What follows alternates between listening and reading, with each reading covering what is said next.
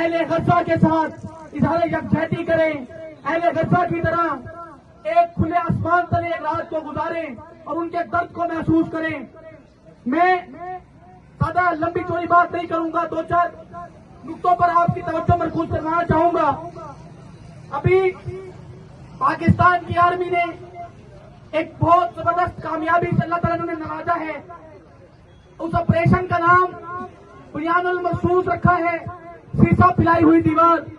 میں اپنے field marshal سے، میں اپنے چیف آف آرمی اسٹاف سے، میں اپنے DGISPR صاحب سے ایک اپیل کرنا چاہتا ہوں، ایک سوال کرنا چاہتا ہوں کہ جامع والا مجھے بتائیں کہ کیا یہ وہ سیسا پلائی دیوار مکمل ہو چکی ہے؟ کیا ناراض بلوچوں، ناراض فلسطینیوں اور ناراض پختونوں کو ہٹا کر یہ دیوار مکمل ہے؟ تو جامع والا نہیں، جب تک اس دیوار کے اندر فلسطینی شامل نہیں ہوں گے کہ وہ سیسا پلائی ہوئی دیوار نہیں بن سکتی۔ جب تک اس سیسا پلائی ہوئی دیوار کے اندر پختون اور بلوچ، ناراض بلوچ شامل نہیں ہوں گے، تب تک یہ سیسا پلائی ہوئی دیوار نہیں بن سکتی۔ میں اس موقع پر سینیٹر صاحب آپ سے بھی کہنا چاہتا ہوں کہ اب پاک فلسطین فورم جس طرح فلسطین کی آواز بن رہا ہے، جس طرح فلسطین کے مظلوم بچوں کی آواز بن رہا ہے، کیونکہ اس کا نام پاک و فلسطین فورم ہے، تو پاکستان کے مسائل کو بھی اجاگر کرے، خزدار کے بچوں کی آواز کو بھی اجاگر کرے اور وزیرستان کے بچوں کی آواز کو بھی اجاگر کرے۔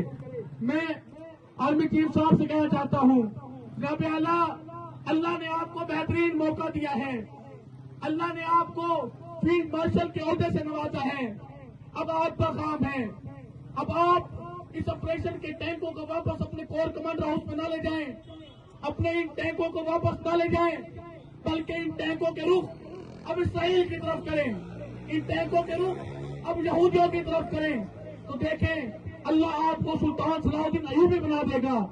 میں کہوں گا کہ خدارا اب احتجاج مت کریں، خدارا اب مذمت سے باہر نکلیں، خدارا اب بائیکاٹ سے آگے کی بات کریں۔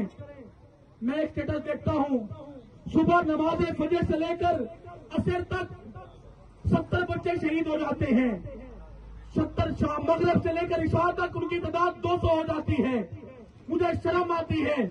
میں پرسوں ایک اجلاس میں بیٹھا تھا پاک فلسطین فورم کے، میں نے یہ کہا کہ میں انتہائی شرمندہ ہوں کہ وہاں میرے بچے مر رہے ہیں، وہاں کلمہ لا الہ کی بنیاد کے اوپر ان کو قتل کیا جا رہا ہے، مگر ہم ان AC کے ٹھنڈے کمروں کے اندر بیٹھ کے صرف پالیسیاں بنا رہے ہیں۔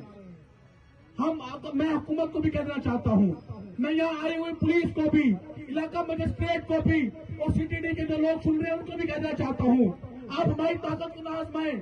ہم وہی لوگ ہیں، ہم یہاں پر ٹھہرے وہی بچے ہیں جن کو آپ نے کئی بار یہاں سے گرفتار کیا ہے، ہم وہی لوگ ہیں جن کو کئی دفعہ ڈنڈے مار کر گاڑی میں ڈالا گیا ہے، ہم وہی لوگ ہیں جو بغیر سر و سامان ڈی چوک پر بٹالے دن کا دھرنا دیتے ہیں۔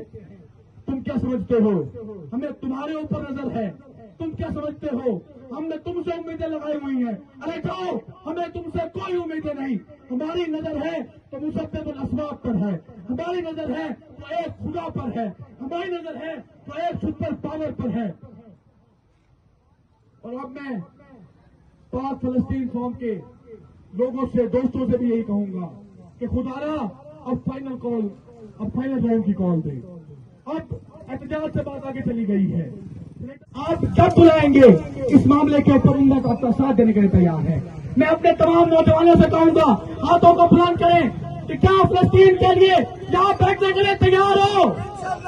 آج کے بعد میری آواز نہیں ہونی چاہیے، کیا فلسطین کے لیے یہاں بیٹھنے کے لیے تیار ہو؟ کیا سینیٹر مشتاق کی قیادت میں ڈی چوک کرنے کے لیے تیار ہو؟ کیا فلسطین کے لیے یہاں بیٹھنے کے لیے تیار ہو؟ کیا عید الاضحیٰ یہاں گزارنے کے لیے تیار ہو؟ کیا میں آخر میں یہی کہوں گا کہ فائنل راؤنڈ کی کال دی جائے، جب تک پاکستان کی فوج اس کی مداخلت نہیں کرتی ہم یہاں بیٹھیں گے۔ وہ پھر الحمدللہ۔